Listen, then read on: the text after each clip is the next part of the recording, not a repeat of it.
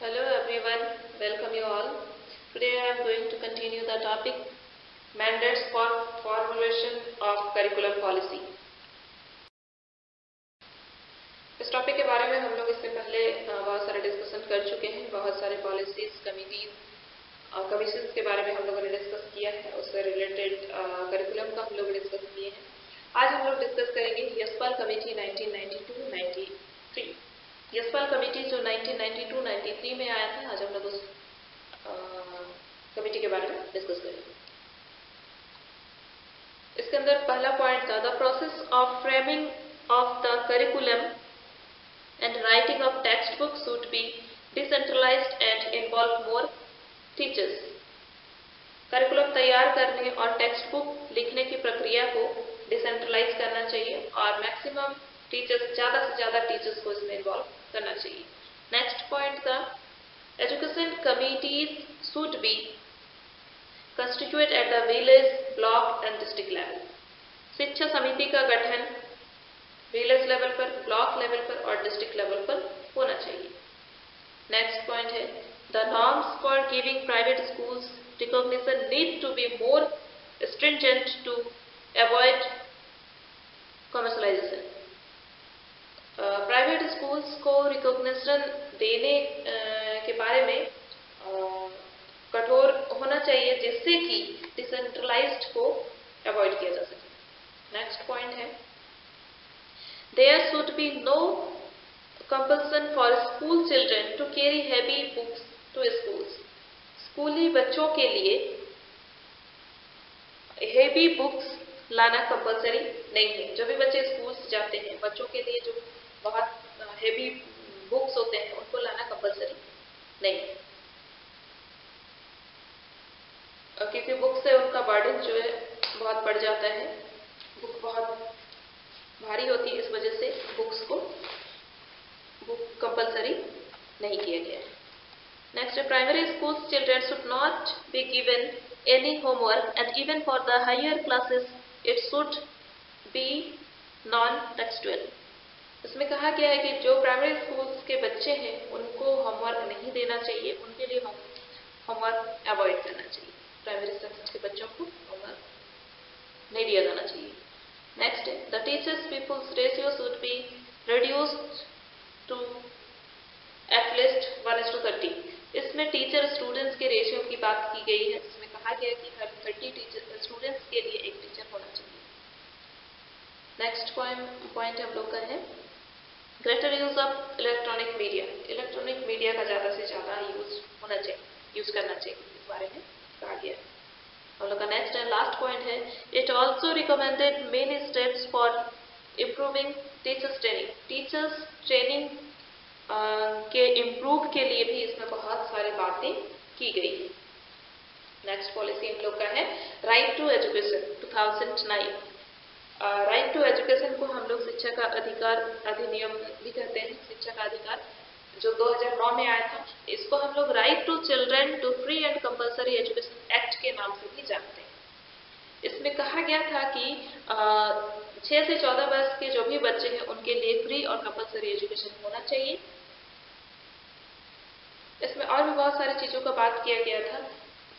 जो करिकुलम से रिलेटेड जो था वो सेक्शन 29 में की गई थी, करिकुलम एंड इवोल्यूशन प्रोसीड्यूर, जिसमें करिकुलम और इवोल्यूशन प्रोसीड्यूर के बारे में बात की गई है, जिसमें बहुत सारा पॉइंट इसके अंदर था, जिसमें बच्चों के ऑलराउंड डेवलपमेंट के बारे में बात की गई थी, फिजिकल और मेंटल एबिलिटीज के बारे में बात की गई थी, फिजिकल और मेंटल डेवलपमेंट के बारे में बात की गई थी, मीडियम ऑफ इंस्ट्रक्शन के बारे में बात की गई थी और भी बहुत सारी चीज़ों के बारे में यहाँ पे डिस्कस किया गया था। नेक्स्ट हम लोग का है function of state in curriculum construction. पाठ्यक्रम निर्माण में राज्य का कार्य। राज्य का मुख्य उद्देश्य अपने नागरिकों का व्यक्तित्व का विकास करना होना चाहिए। व्यक्तित्व के विकास के लिए शिक्षा अनिवार्य है, इसीलिए अपने नागरिकों के लिए शिक्षा का व्यवस्था करना राज्य का काम है। राज्य का जो काम है वो अपने राज्य के जो नागरिक हैं उनका व्यक्तित्व का विकास करना होना चाहिए और व्यक्तित्व का विकास करने के लिए जो एजुकेशन है वो बहुत जरूरी है। तो इसमें हम लोग देखते हैं इसके अंदर जो पॉइंट है। पहला हम लोग का है पॉलिसी मेकिंग। कोई भी चीज को पूरा करने के लिए या फिर करिकुलम बनाने के लिए पॉलिसी का बनना जरूरी है। तो राज्य का काम है इसमें पॉलिसी मेकिंग। नेक्स्ट पॉइंट है हम लोग का कंस्ट्रक्शन ऑफ ऑफिशियल बॉडीज। ये जो पॉलिसी बनेगा उसके लिए ऑफिशियल बॉडीज का बनाना, क्योंकि कोई भी पॉलिसी अगर बनेगा तो उसके लिए इंसान की जरूरत है जो पॉलिसी को बनाएगा। तो उसके लिए अलग अलग लेवल के पॉलिसीज के लिए अलग अलग कमिटीज का बनाना, और वो कमिटीज क्या करेगा, अलग अलग लेवल का जो पॉलिसीज है उसको बनाएगा। इसमें जनरली 3 टाइप का हम लोग पॉलिसीज का बात करते हैं, जिसमें है नेशनल लेवल का policy, state level and university level. National level का अगर हम लोग बात करें तो जिसमें एनपीई सब आ जाएगा, जो नेशनल एजुकेशन पॉलिसीज है। स्टेट लेवल का बात करें तो स्टेट लेवल पॉलिसीज, और भी पॉलिसीज है वो सारी आ जाएंगी। और यूनिवर्सिटी लेवल का अगर हम लोग बात करें तो उसमें यूनिवर्सिटी एजुकेशन कमीशन जैसा और भी बहुत सारे पॉलिसीज है। तो अलग अलग पॉलिसीज बनाने के लिए अलग अलग ऑफिशियल बॉडीज का बनना जरूरी है। उसके बाद नेक्स्ट पॉइंट हम लोग का है अपॉइंटमेंट ऑफ मेंबर्स।